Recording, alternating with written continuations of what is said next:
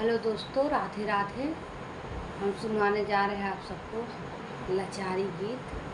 कैसे लगे कमेंट में ज़रूर बताना। लाइक, सब्सक्राइब एंड शेयर ज़रूर करना।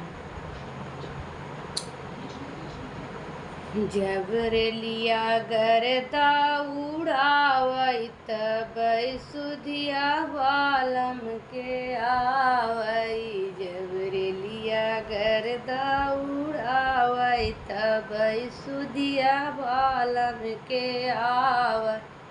4 महीनवा गर्मी के दिनवा, 4 महीना गर्मी के दिनवा।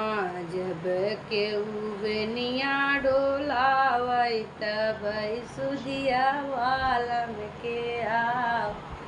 जब के उबनिया डोलावई तब सुधिया बालम के आव।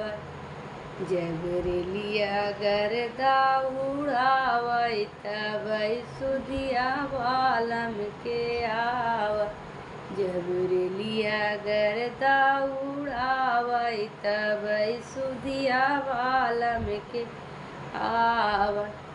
4 महीना बरखा के दिनवा, 4 महीनवा बरखा के दिनवा।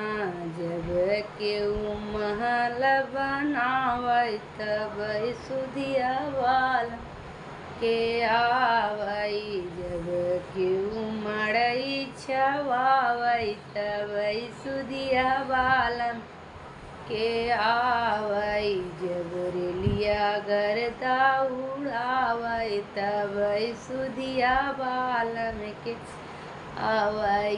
जब रे लिया गर्दा उड़ावई तब सुधिया बालम के आ।